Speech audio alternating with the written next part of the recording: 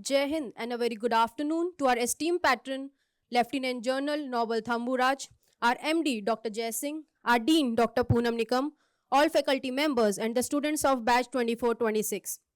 I, Pratna Taneja, MC for today's session, accord you a warm and a cordial welcome for today's guest lecture. Now I take this opportunity to welcome our esteemed patron, Lieutenant General Noble Thamburaj. Sir, may I have your permission to proceed? Thank you, sir. Lieutenant General Noble Thamburaj, Param Vishisht Seva Medal, PVSM, Sena Medal in Bar, ex-Vice Chief of Army Staff, Colonel Commandant, the Bombay Sappers, and Patron of IIEBM Indus Business School.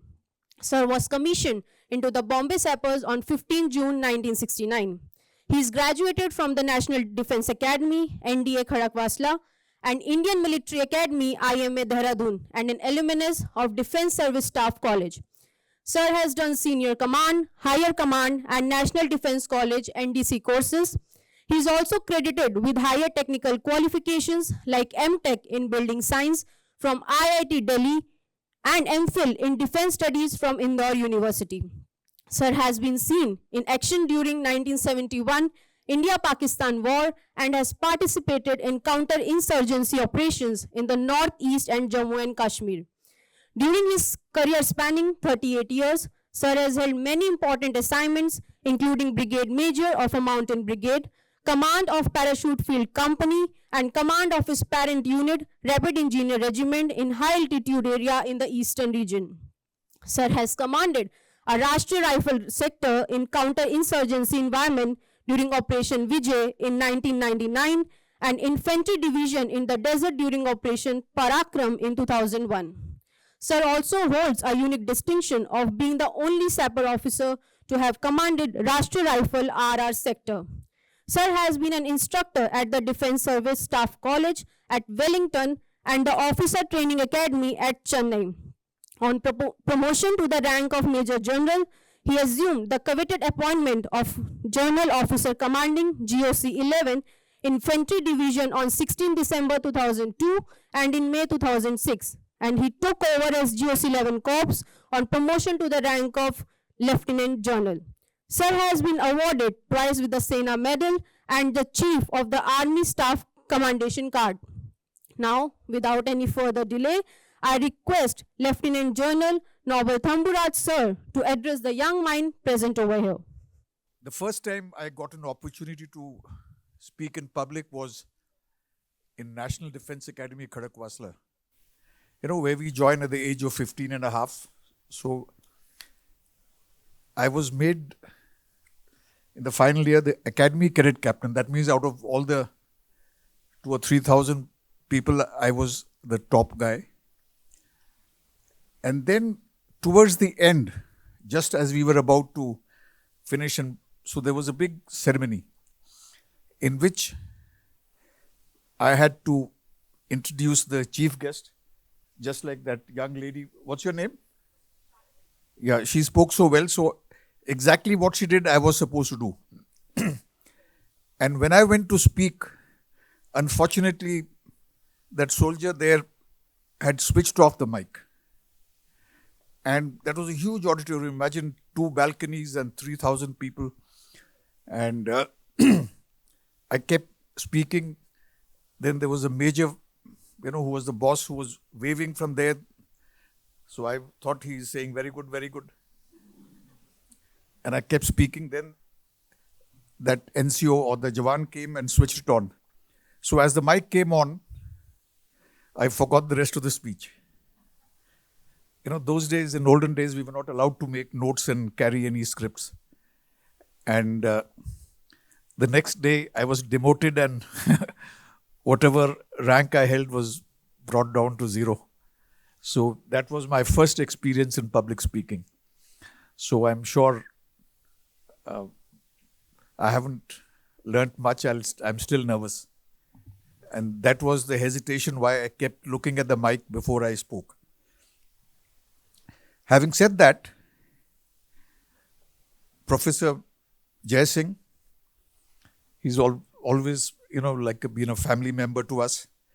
The managing director of the college, Dr. Poonam Nikam, and members of the faculty and dear students of the 2024 batch. Jai Hind and good morning to each one of you. And I wish you all a very hearty welcome, especially to the young people of the 2024 batch. It may seem a little out of place, but one of the things a college makes us is it makes us mature.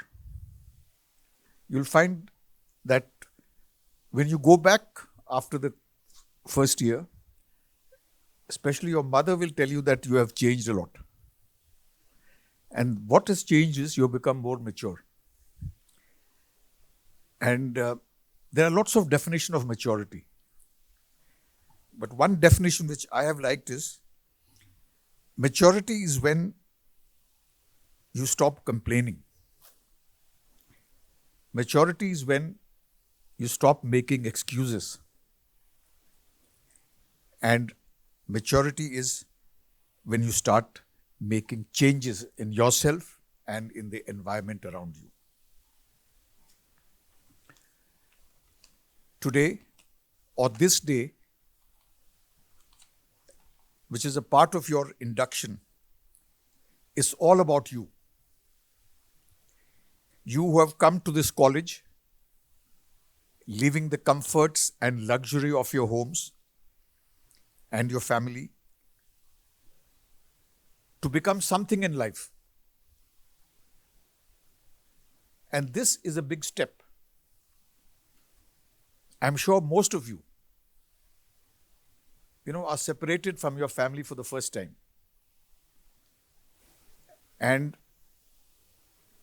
it is no small sacrifice.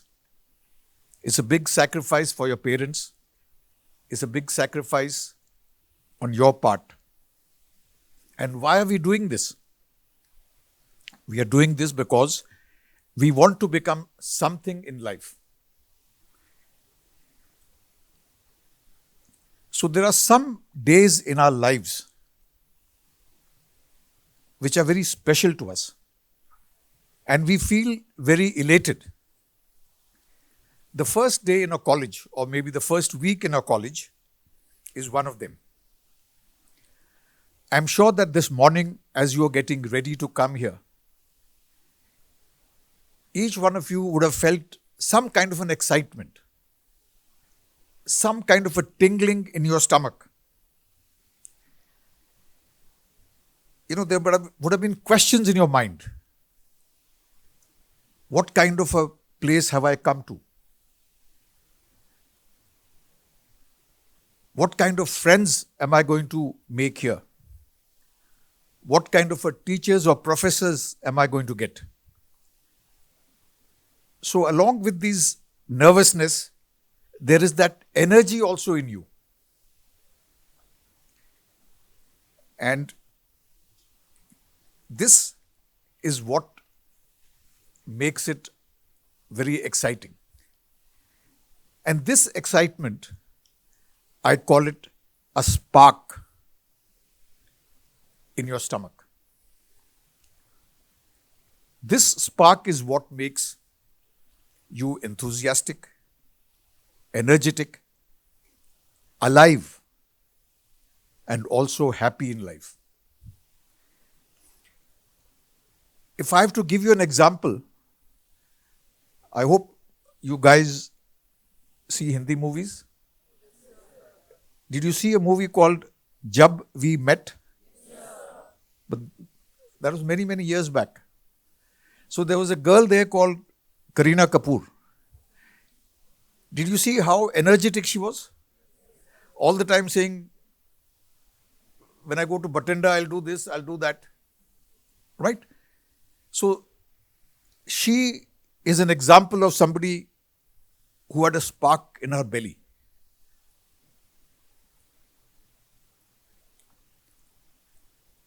So I hope you understand what is that spark. It makes you energetic. It makes you alive. And I'm sure all of you have got that spark in you. You know, God is very kind. He gives this spark to each and every one of us.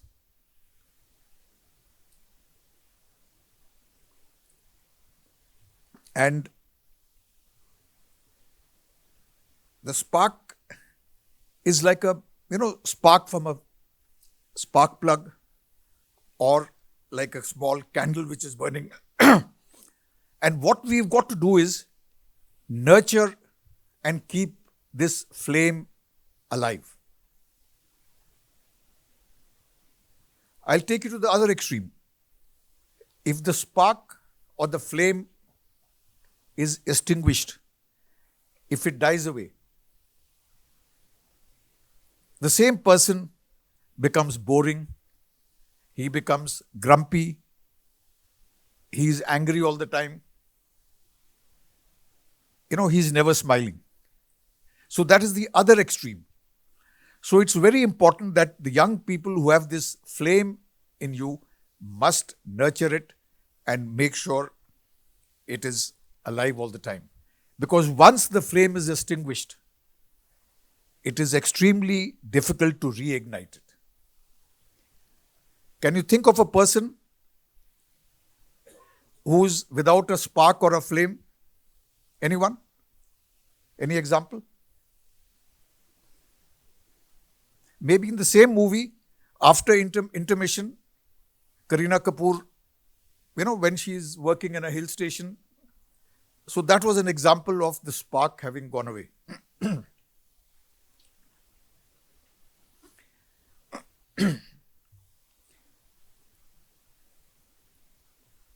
There was another interesting movie called Three Idiots. Anyone seen it twice?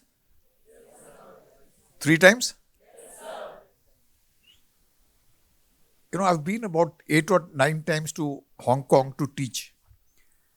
And there, I learned that one of the most popular movies there in China was Three Idiots. I'm sure they must have dubbed it. But those guys have seen it again and again and again. Did anyone have a spark in their belly in Three Idiots? Who? Who? No, not Amir Khan. No, there was another South Indian chap. Who was that?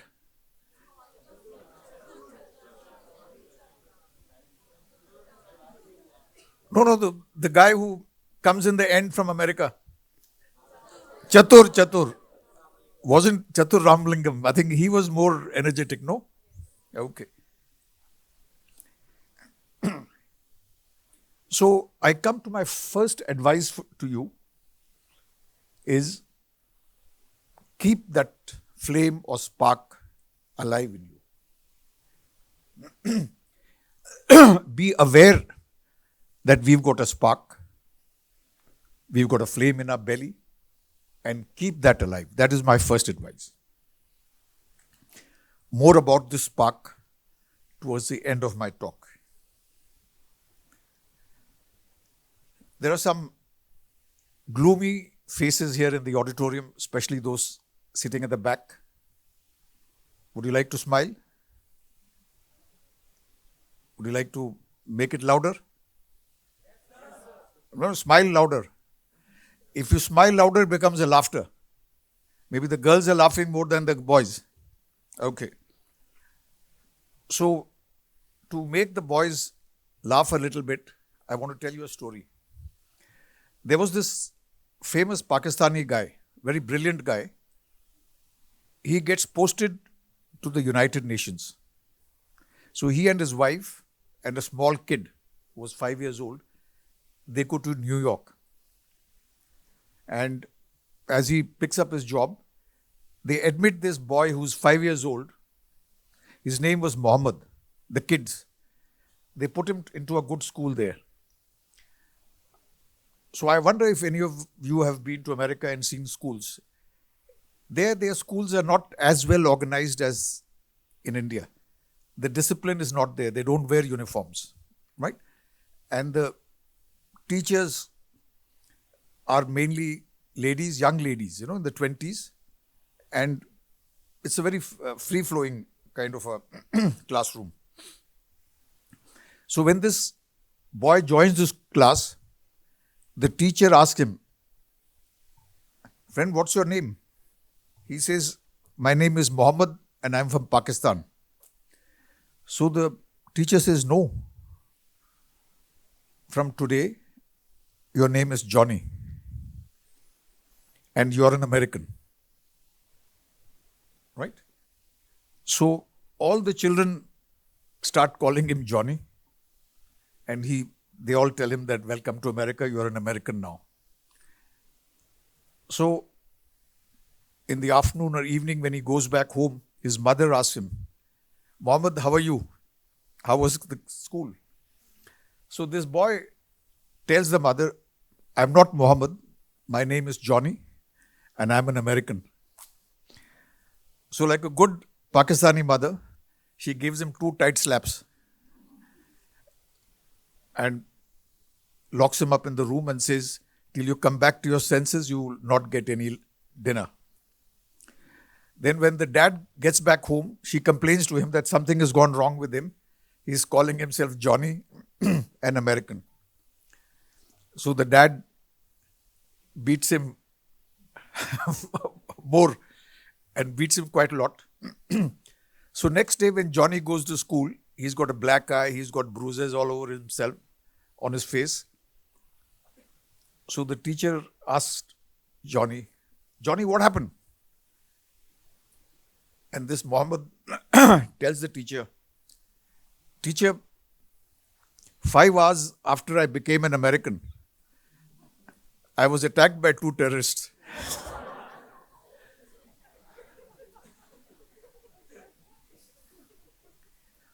Now the boys are laughing for a change. So my second advice to you is keep smiling. Whatever will be the circumstances, whatever be the difficulty, you must smile.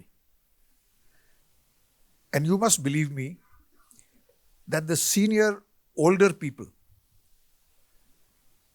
love to see people around them smiling. You have to believe me that your boss, when you start working, likes to be surrounded by people who are working, managers, whatever, who are smiling. No big senior boss likes to see, morose and sad guys around him. Even today, it gives me a lot of happiness when I see my grandchildren laughing, and happy. So, someone who keeps smiling all the time, they are called sunshine people. They always bring sunshine into the lives of others. And so my advice is, don't be serious, be sincere. But you don't have to look serious. When we were young, we used to be told that don't smile, don't laugh. If you look serious, the boss will think that you're working very hard. Today, things have changed. Today's bosses, they want results. And they want people to achieve results and not look serious. So I've given you 2 advice. Would you remember them?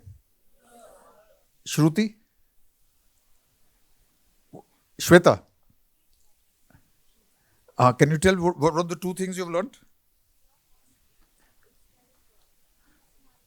That is number 2. Number 1? Keep that flame, spark. And, energetic. You got to be full of energy to do something. Okay, please sit down. Thank you. The other thing I want to if you look around you, there are lots of things which are changing. Every time I come to your great college, I see so many good changes. After this talk, I'm sure Professor Jai Singh will take me around and, this auditorium is amazing. So, I'm sure that he was also, Colonel Marwa was telling me about the industries which are coming.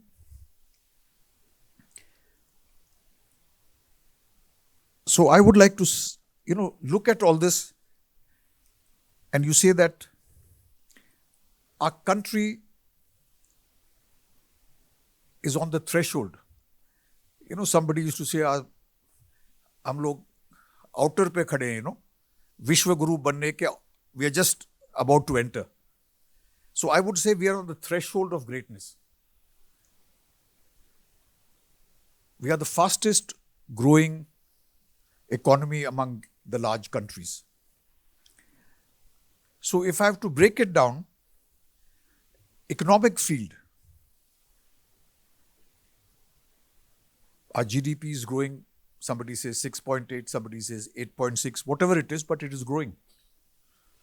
You can see the infrastructure, you can see the changes which are happening, the ports, the highways, the airports, industrial field. There's nothing which is not made in India. The agricultural side. I was just telling my wife the other day that when we were young, newly married, it was very difficult to get fresh fruit. We used to get fruit and vegetables which were few days old because they would come from some other part. Now today, on the roadside, you find the best of fruits, the freshest of the fruit. Every morning I go for about 8 or 9 kilometers walk, and during that walk I take a break for coffee. So I go to a shop called Theobroma, and they give me a lot of respect and give me a coffee. So that is the time in the morning when whatever is left, cakes, pastries, which has not been consumed the previous day, they just trash it. And fresh things are being unloaded. So you see, these are the kind of prosperity in foodstuff which is there. The Indian diaspora, the Indians who are living abroad, they are making a mark for themselves.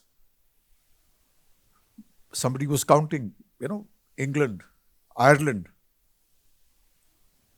I think there are a few more countries where, the president or prime minister are from Indian origin. I think in America, the chap called Vivek Ramaswamy, he almost became the president. Nikki Haley almost became the president. Then Kamala Harris. So you see, 3 of them are just sitting about to become presidents.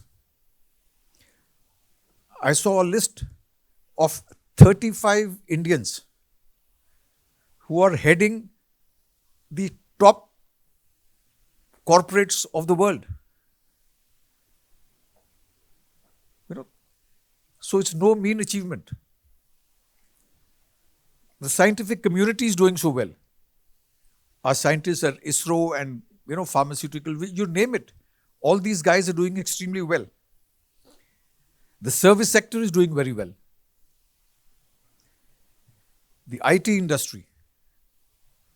Even a guy like me, when somebody sees me abroad, they say, you must be an IT expert.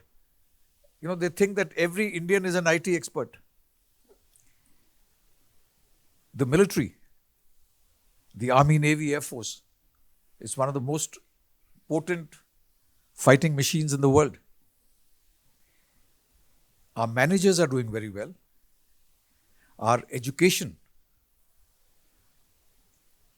whatever people may say, but our education system is very robust. So, while we are doing so well, the expectations of people have also gone up. You'll find somebody saying farmers are not happy.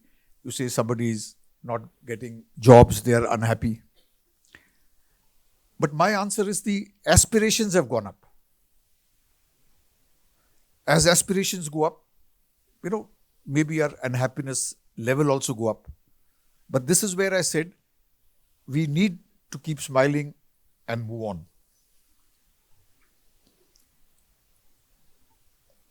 What I'm trying to come to is that our future, not my future I know is 6 feet below the ground in a few months, but your future is very bright.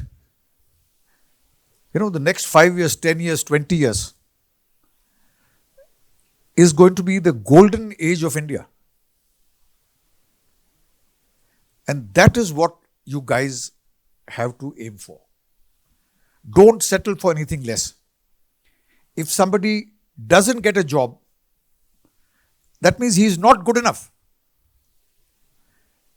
There are, thousands of chaps in India saying, "Naukri nahi mil raha hai." Naukri nahi mil raha hai, so that means you are pretty useless. You have to make yourselves fit for jobs. And this is the time. Your life at home, where you're dependent on your mothers, is over. Now is the time you have to make sure that you look after, the parents have to be dependent on you. So that is what you should be looking at. And if that be the case, you have to multitask. You have to hone up your skills.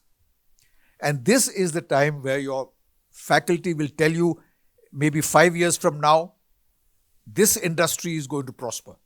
Maybe that other industry, newspaper, will not do well. Maybe IT will not do well. Maybe banking will do well, or whatever. So you got to have this prognosis carried out as to what is it which is going to do well in the world in the next 5 years, 10 years.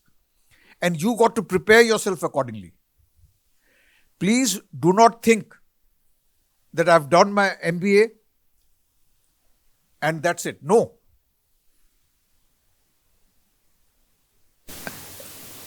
Even now, I'm preparing to appear for some certification at the age of 75.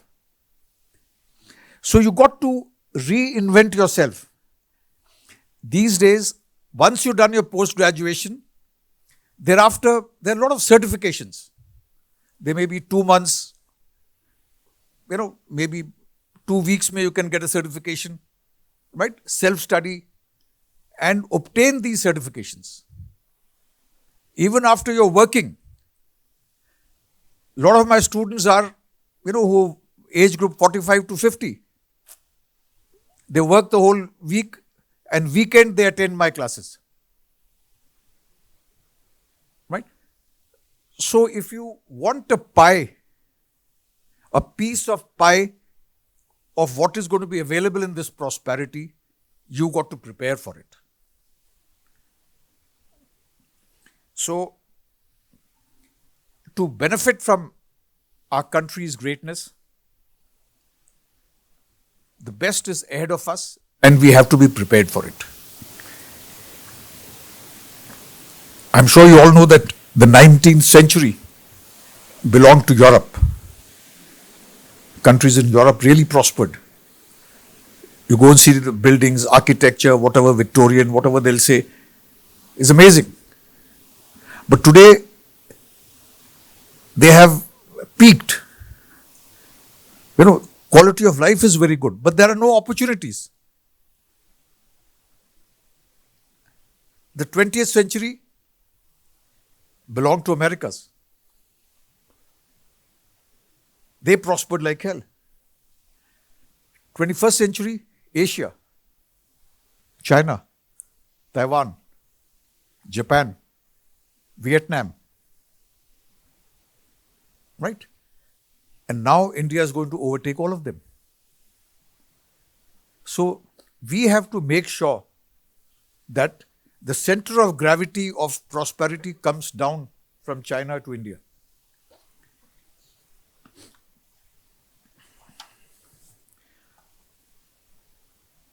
With Colonel Marwa, short over a cup of coffee, we were discussing something, and both of us have a love for traveling abroad.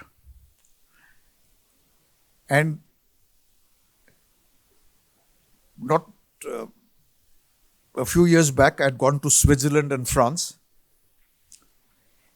And what struck me there was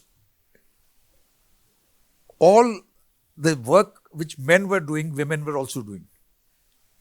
The buses were being driven by women.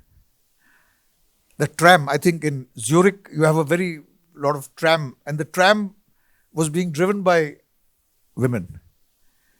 In the train, you have this traveling ticket examiner. It would be a lady with a whole lot of, 10 or 20 keys dangling from her belt. I'll digress a bit. A few years back, I read a book written by a Pakistani guy. He came to India. He spent 1 month, went to a few places.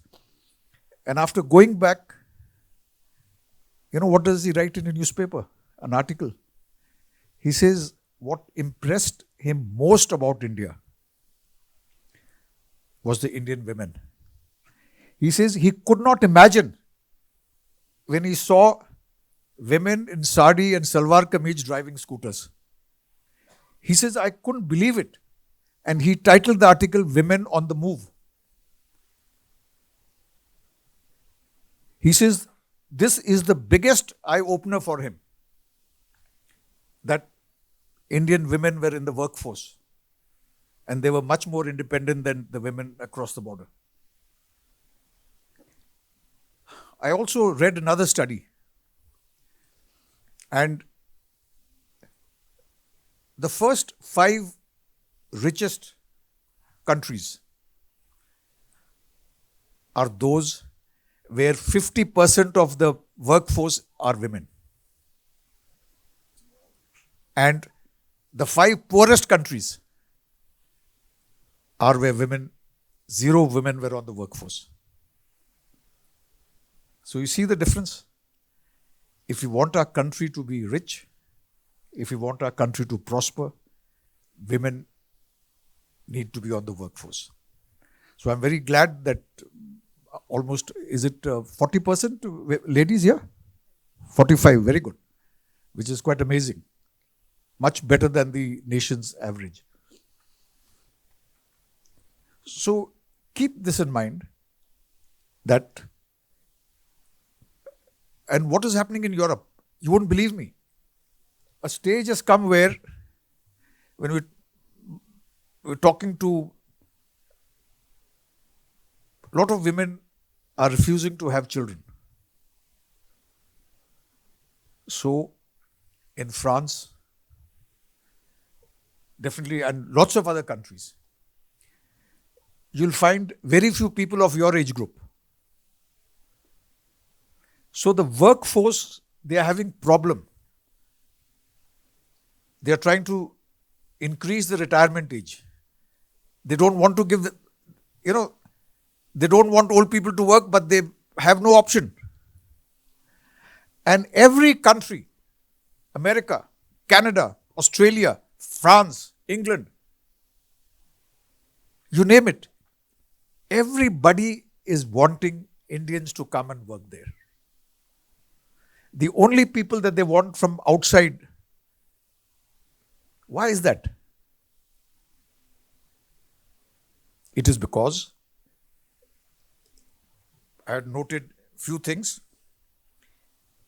Indians speak English. Please don't listen to our politicians. These idiots will tell you to read Sanskrit and do all this funny thing. No. They are all children study English and they have studied abroad. But they want your children to not to study English. Indians get jobs abroad because of our knowledge of English. This is one of our big strengths. So, those of us who are from Indore and Bhopal, a lot of people from Indore and Bhopal, please improve your English.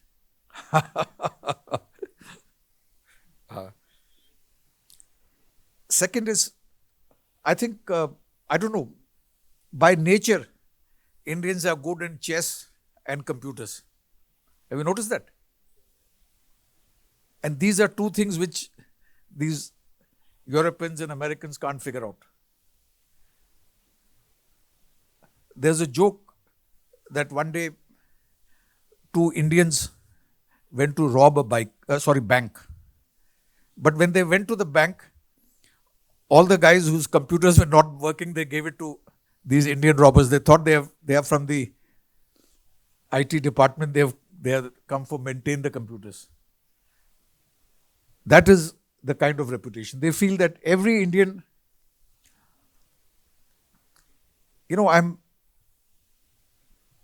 when I was the vice chief, I went on an official visit to Mongolia. And I met their defense minister, of course, chief of army staff, and their prime minister. The Indian army had sent me there with about 100 parachutes to give, the combat parachute to the Mongolian army. But what their chief of army staff requested me and what their defense minister requested me, they said that please give us some English teachers and please give us some computer teachers. Can you imagine a country which sent Genghis Khan from there to conquer the rest of the world? They are requesting for English teachers and computers. So these are the two things which come naturally to us. There was one movie in which Amitabh Bachchan says, I sleep English, I talk English, I eat English. No? What was the dialogue? I walk English. Huh? So we should become like that.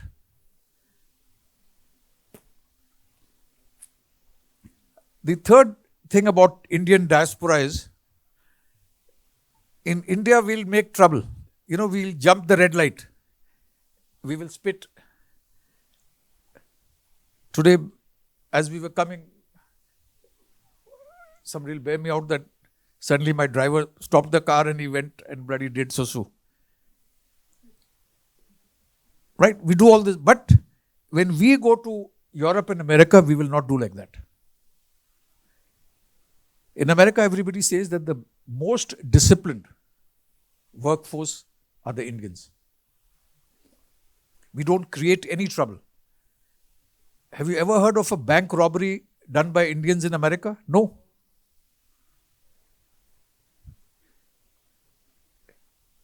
Of course, Indians also take less pay when they work in America. There is little exploitation, but exploitation is everywhere, isn't it? So it doesn't matter. You can start with less pay, but I'm sure the pay will double. And I must tell you another story. Once in America, from the railway station in Philadelphia, I had to go to my daughter's house, so I took a taxi. I took a cab. So I asked him, he looked like us, so I said, from where are you? He said, India. And once I got into the taxi, we were talking. Then he confessed, no, I'm from Pakistan.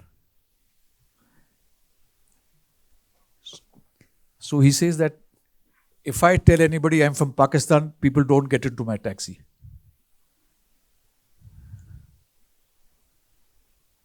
Right? So you think how strong is the Indian passport? How strong is the Indian reputation for a Pakistani guy to say I'm an Indian? So nobody expects an Indian to be a security threat. If you're living in a society, nobody will imagine any threat coming from an Indian. So these are 5 or 6 reasons I've said that why people want Indians to come. So my prognosis for the next 10 years is that the borders will have no meaning, or they'll have less meaning. I think wars over territorial, this belongs to me and that will stop. People will be able to move freely.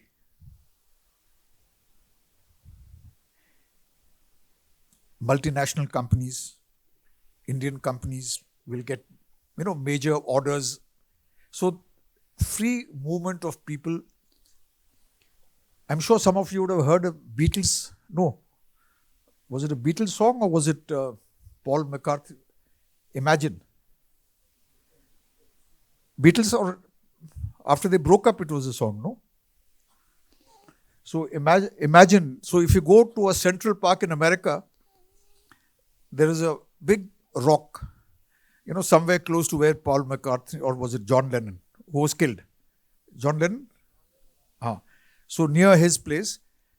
And whenever you go there, there'll be always 4 or 5 chaps with a guitar singing, and the words are written on a big rock face. So it's the words for others. It says that imagine if there is no God. Or it starts with imagine there's no heaven. We behave in a particular way because we want to go to heaven. He says, imagine if there's no hell. We are scared of hell, so we behave in a particular way. He says, imagine if there's no country. We are fighting because of religion, we are fighting because of country. And, those words are quite prophetic. It says that there'll be peace and there'll be happiness everywhere. Now, when I was working, maybe when I was your age, if I was posted in, Sikkim or Arunachal Pradesh, that time it was called NIFA, you won't believe it, it used to take me 3 days to come to my home in Tamil Nadu. A place called Vellore. 3 days.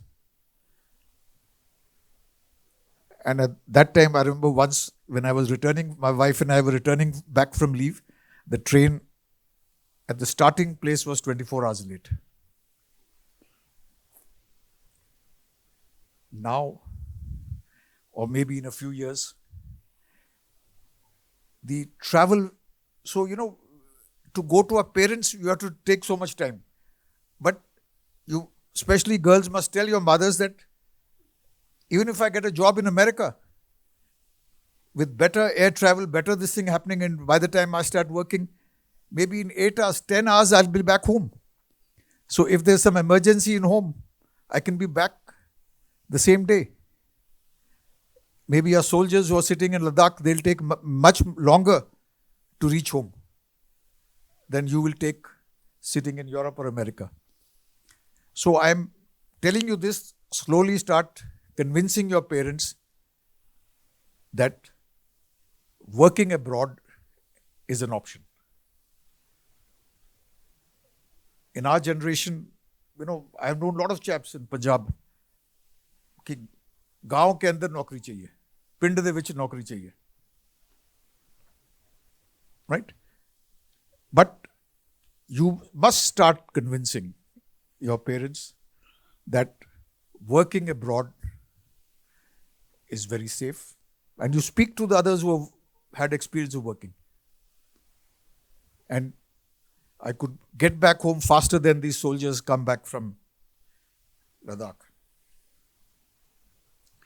Communication is so good. In our building, there is somebody called Anil Chandnani. Very, very conservative character. His daughter picked up a job in Spain. They speak every evening. They were debating whether to let her go or not. So, communication is good. Travel to work will be easy. And in whichever country you go. The other day I was reading somewhere that there are some countries which has got more Indians, are the second biggest population there. I don't think there is any country in the world which doesn't have Indians. In 1969, there was a joke that when Neil Armstrong landed on the moon, there was an Indian from Kerala selling dosa. Right? So, therefore, we must keep this thing, improve our skills, and you must be prepared to work outside. So, my advice number 3 is prepare yourselves to work overseas. And this college is a good stepping stone for that. Whether you're doing internship or whatever you do, you must explore this possibility. And so he used to do commentary. So every time in the commentary, towards the end of the test match, he will ask people, what was the turning point in the match? And everybody would say, when so-and-so got run out or this. So people would think, what is the turning point? Similarly, we must ask ourselves, what is the turning point in my life? Mahatma Gandhi, the turning point in his life was when he was thrown down in Durban, on his way to Durban from the train that only whites could travel on that. He couldn't travel in that compartment. He was an advocate. But it's after that he started fighting for the downtrodden. So in everybody's life, there is a turning point. In all our lives, maybe the turning point is yet to come. Maybe in some cases, like mine, turning point was after I got married. After that, it has been downhill. So, you must make your turning point and go up and up after that. You must change for the better. Now, if you look at the lives of all the great people, this guy got bored?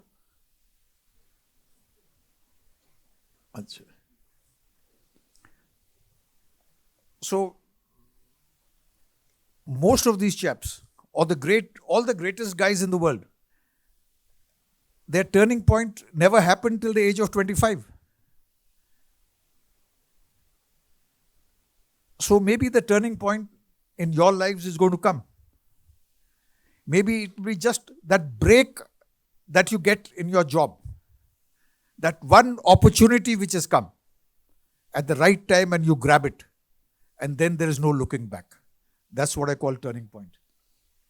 Or there is something like Gautam Buddha.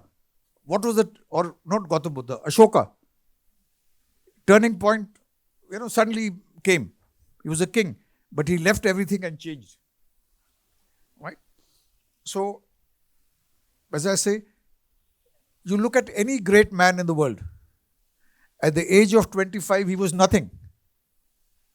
But by the time he became 50, 60, he became very great. So, maybe the best years of your lives are ahead of you. So, what do I expect from you? Or what should you expect from yourselves? From this college? Number 1, you have to qualify yourself for tomorrow. Don't qualify yourself for yesterday. Right? Prepare yourself for tomorrow. Get all the skills which are required. No point in burdening yourself with skills which are no good. Get experience. What is experience? There was a great man called Socrates who lived 450 BC in Athens. He said, experience is equal to mistake. He says, only when you make mistake will you get experienced. Not by making mistake, by learning from your mistakes. I might be 75, I may be, in Socrates' words, I may be inexperienced. We think that just because a guy is old, he's experienced. No, Socrates says that you got to learn either from the mistakes of others or your own mistakes. And only when you learn from mistakes, you get experienced. So you need to keep getting experienced. Towards the end, I'm going to quote something from Field Marshal Manekshaw. He's also going to talk about this. Look for opportunities.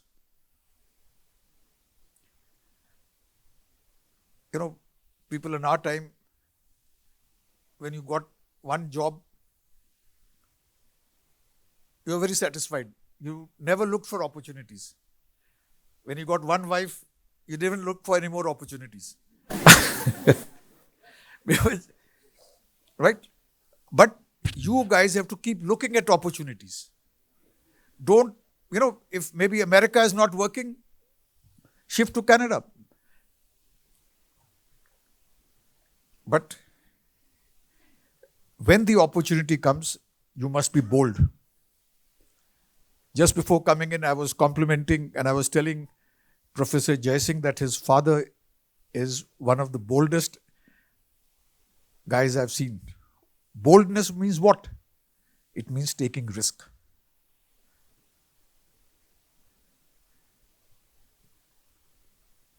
So you must become a risk taker. In our generation, most of us were very low risk takers. We were just happy with whatever pay we got and whatever pension we get. But no, you got to be risk takers, need to be bold to do well in life. So in 21st century, I look at it 3 important points. What you guys, or I even call girls as guys, that you got to be looking at this college. Number 1 is information. Information. Don't be blind. You've got to be curious, inquisitive. Information, you got to be alive to what is happening around you. It's not just,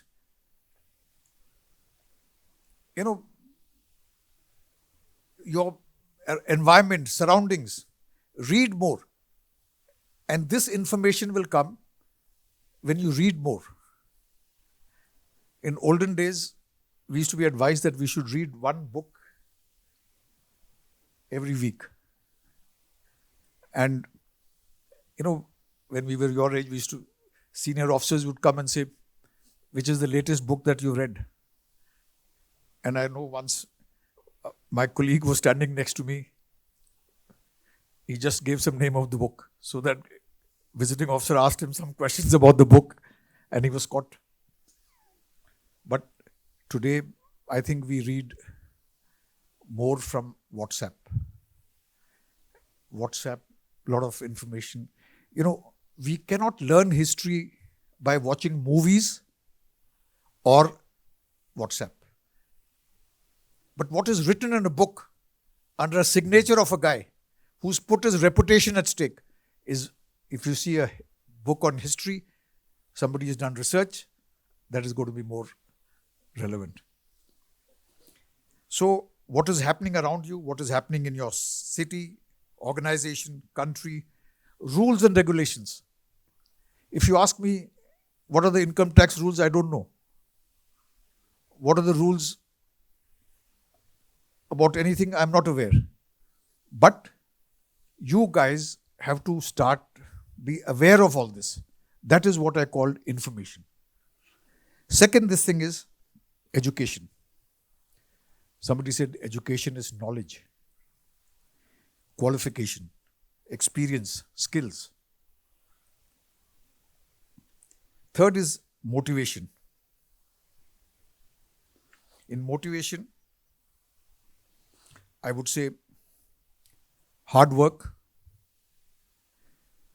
positive attitude, team spirit.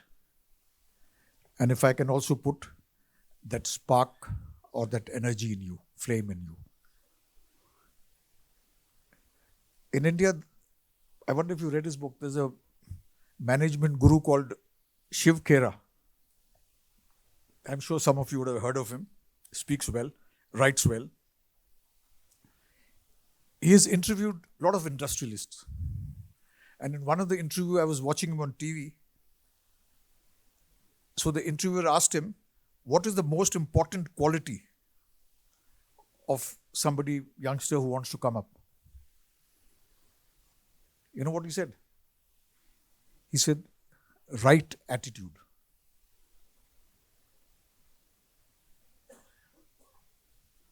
Right attitude. Now he says, the difference in a company is not the machines or computers or resources or the manpower. Is the attitude of the people who are working there. So when you're going for a job interview to Tata's or somebody, they're looking at your attitude. They're not impressed whether you're coming from IIT Delhi or whatever. They're looking at your attitude. And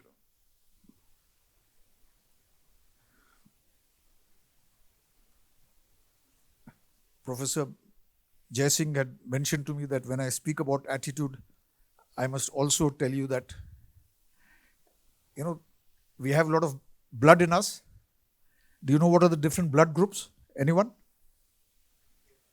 Yeah? What's your blood group? B negative. जोर से बोल. So I want you to have a blood group of B positive. Have you understood? I tell everybody that if I am admitted in hospital and they are going to give me blood, I'll say, give me B positive. I might die with wrong blood, that is okay. But I don't want B negative blood group.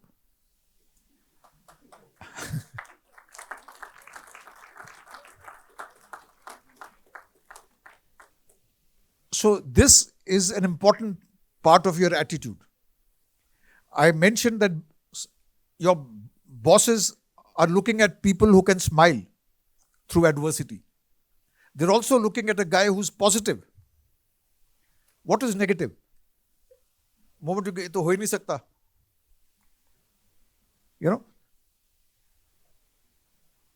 In the army, in Bombay Sappers, we say nothing is impossible. We say that the difficult, we will do it immediately. The impossible may take 1 week. That is being positive. Right? Wherever you walk in, either you're recognized because you're 5 feet, this couple of ladies are 5 feet 7 inches tall, they'll be recognized. Or maybe a guy is very good personality, he'll be recognized. But even if you're short like me, and thanks to Professor Jai Singh, he always puts a stand for me so that I can see beyond the desk. But if you're radiating positive energy, people will recognize you. You don't have to be tall, you don't have to be handsome, even if you're fat or whatever, people will recognize you for your. Have you come across anybody who's not good looking and he's got the very right attitude? Anyone, anywhere? No? I think in Indian movies don't propagate this kind of a thing. But I've come across a lot of people in life who may not be handsome, who may not be very impressive, but they radiate positive energy and they are... I'd also mention team spirit. Team spirit is, when you put the interest of the team higher than you. In the army, right from our training in NDA, the biggest sin is if you rattle on your friends. If somebody has done something wrong, your professors will say, tell me who has done it. Don't be like that character in Three Idiots who, Chatur. Be a teammate like, what was his name? Rancho.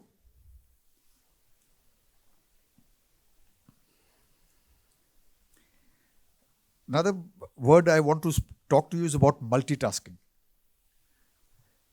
It's very strange. Multitasking. The best person who naturally does multitasking is your mother. Have you observed it? Mothers can do 5, 6 things at the same time. There's something cooking, she's stitching, yeah, and in spite of it, she's beating the son also. All at the same time. That is multitasking. In cricket, multitasking is called what? All-rounders. What is all-rounders called in Hindi? Harfan Maula. Am I right? Harfan Maula. So, be an all-rounder. Learn and try to do, it's very difficult for men to do multitasking. I don't know why. It doesn't come naturally. But you have to train yourselves to do multitasking.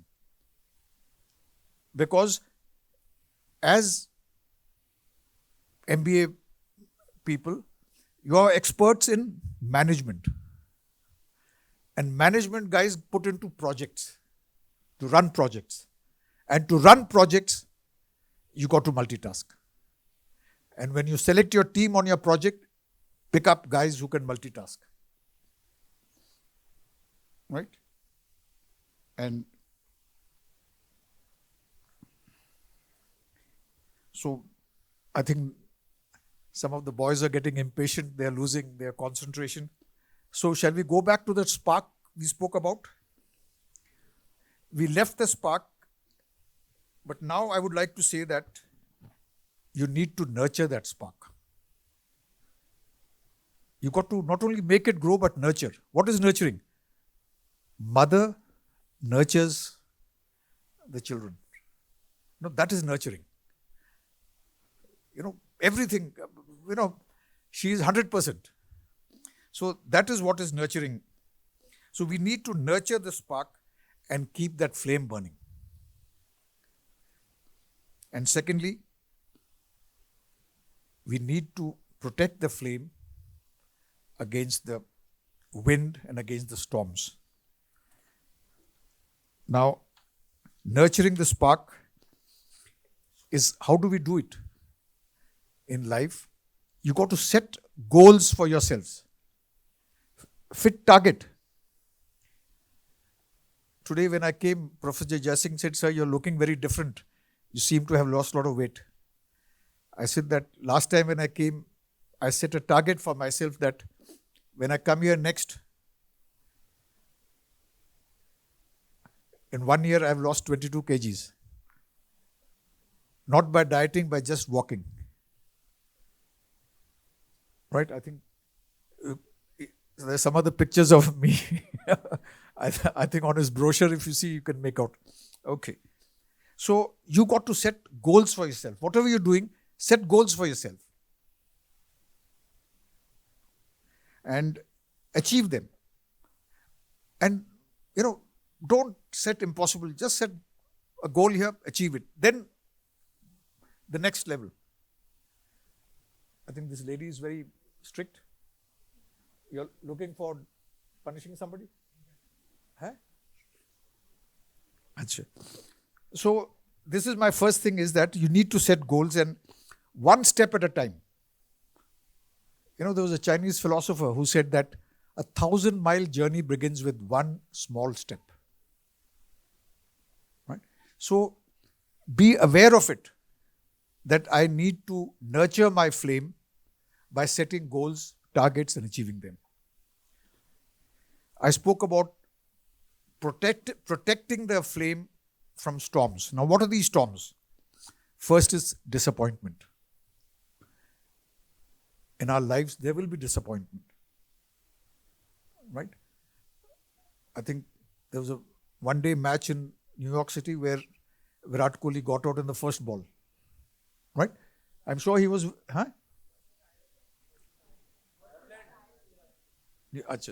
Ireland.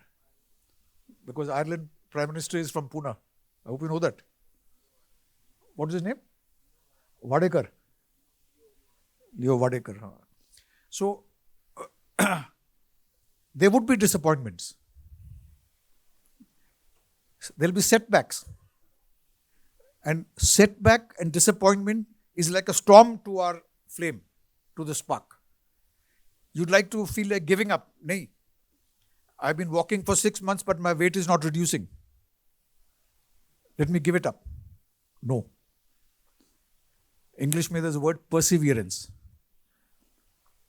You know, my daughter told me,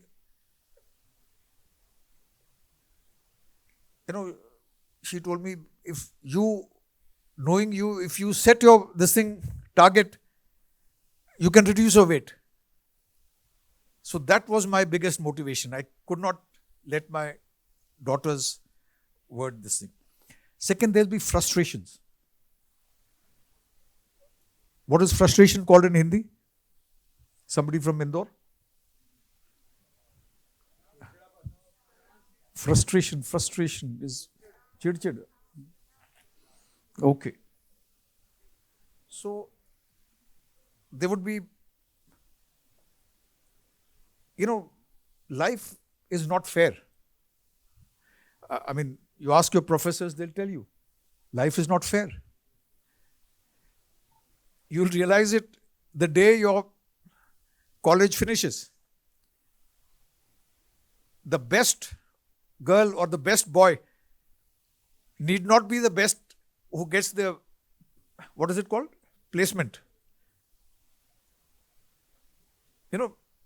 The best guy in India doesn't get the gold medal. So, you get frustrated. Ki life is not fair. Maybe God doesn't love me. Maybe, sometimes you feel my parents don't love me. So, these kind of feelings will happen. They are frustration. So, moment you get frustrated, it is like a storm going to hit that flame and the flame will start dying. So, you got to protect that flame against frustration. Third, I've written unfairness. I also put that into frustration. Life is not fair. The system is not fair.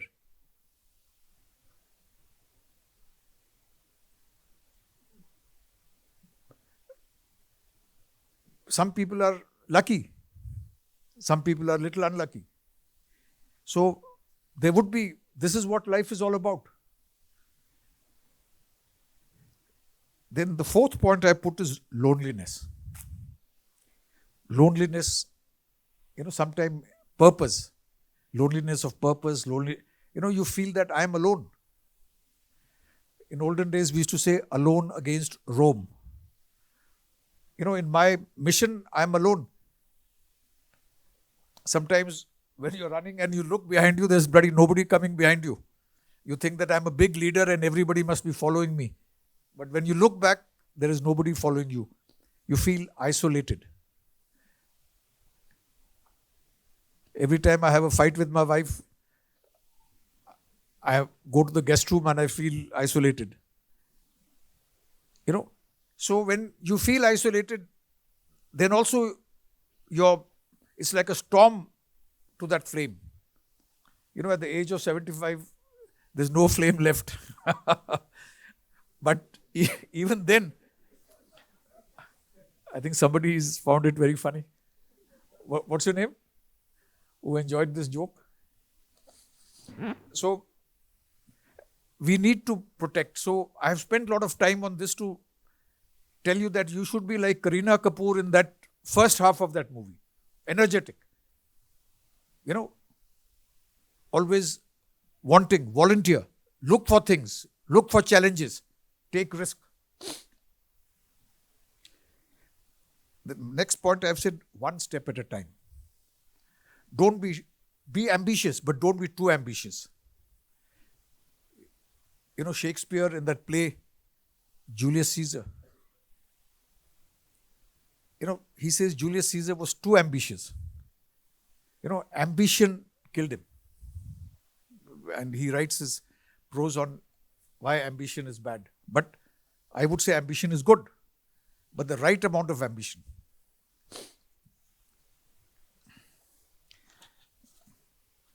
Maybe one of the last points I've written down here is, why are rich countries rich and poor countries are poor? Have you ever wondered? So this used to I used to keep wondering, why is Switzerland so rich? Now, some people would say that it is the age of the country. No. If you see the age of a country, Indian civilization, 4,500 years. Egyptian civilization, 4,000 years old. But we are not rich. Young countries like New Zealand are rich. Canada is rich. So, age does not make you rich. Is it because of natural resources? We may think that yes, oil hai, but then Assam has got a lot of oil. Assam is one of the poorest states in India. No. Rich countries. Japan. No resources. 2/3 of the area is mountainous. Nothing can be done there. It's almost like a floating factory. They import the raw materials, they manufacture it and market it. Right? Switzerland, 2/3 of the year, nothing can grow. They don't grow cocoa, but they make the best chocolates. Right? What about executives? Are the executives or the managers from rich countries, are they better than us? No. These 36 Indian executives around the world, can you name some of the companies? Somebody from the ladies' side? Who are top Indians in various companies abroad? MasterCard. MasterCard is Sardarji. Banga, yeah.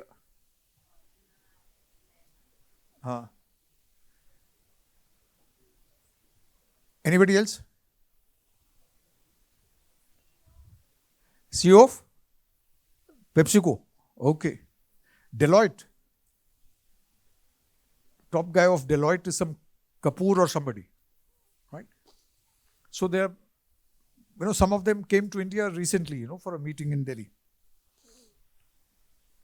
So, finally I came to the conclusion, are we, the poor countries, are we lazy as compared to the white people? Yes or no? No. So, when we go to America or to Europe, we work harder than those guys. So, we are certainly not lazy. Right? So, I have come to the conclusion that maybe we are poor because of our attitude. So that question of be positive, right? We lack proper attitude. We like to cut corners. We'll take a shortcut when there is no shortcut. We want to, bus mein, everybody wants to jump into the bus at the same time. And maybe we are not very positive. So it is this attitude and this thing of being positive. I feel it is the human things which are more important than anything else. So I'm not sure, maybe the lunches got delayed because of me. I must apologize. Yeah, because a journey which takes 45 minutes took an hour and a half today. So I'd like to conclude and summarize by saying that the future belongs to India and Indians. So we need to get ourselves qualified. Number 2, keep our sparks alive. So let me check the sparks in you. How is the Josh? Nice, how is the Josh? Nice, very good.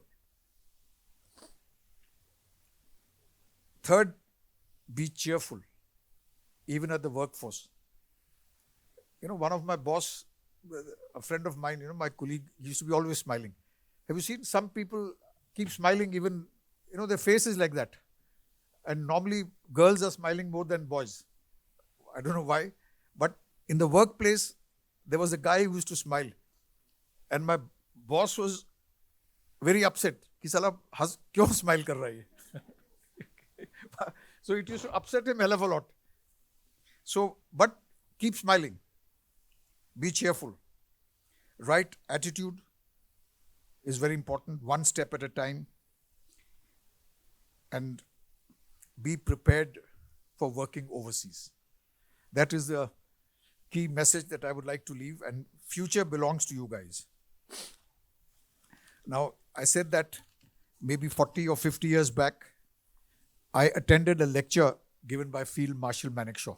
We were in a place called Mau. People from Indore would know. And he gave us a talk on leadership.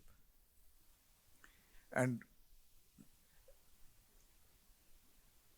I noted I saw my old notebook, I noted these 4-5 points. He had said, be greedy for your ambitions.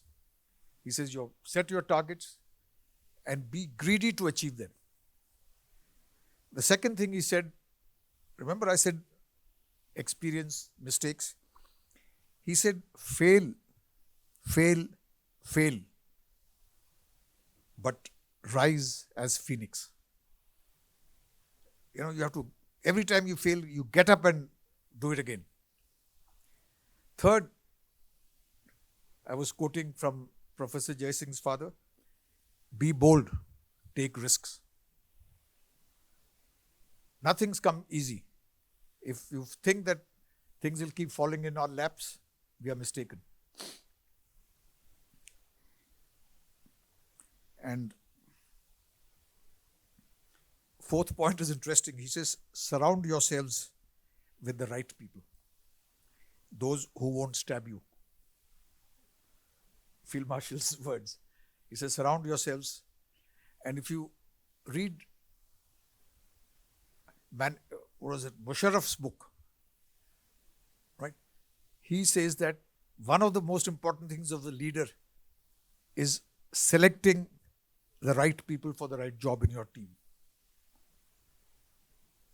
So everyone in the corporate is also looking for the right people. So you got to make yourself the right guys.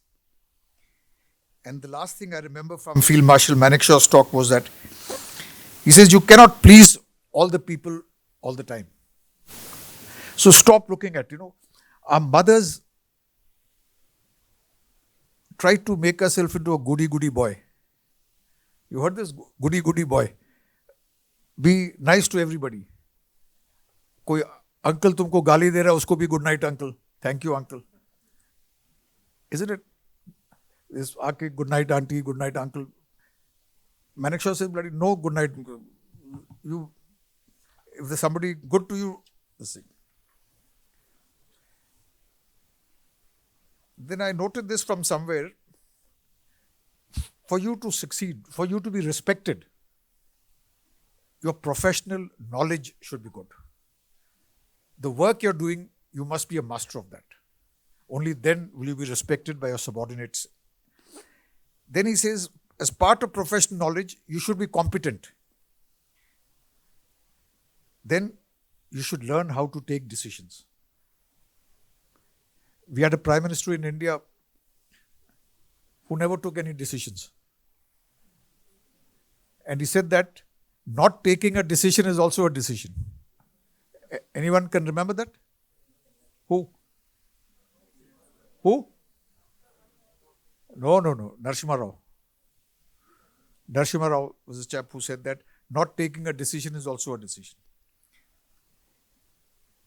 And I would conclude by giving my own personal advice to you as part of leadership is be kind and human.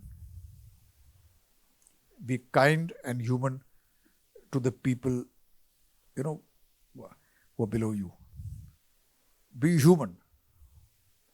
Take care of their considerations. Be kind. Be compassionate. You can be whatever, be great, but if you're not compassionate, if you're not kind, you're not helpful, you're not human, you're not a human being. फिर क्या फायदा है? Whether you work in America or England, zero. So on that serious note, I'll conclude and thank you all for very much for being so patient and participating.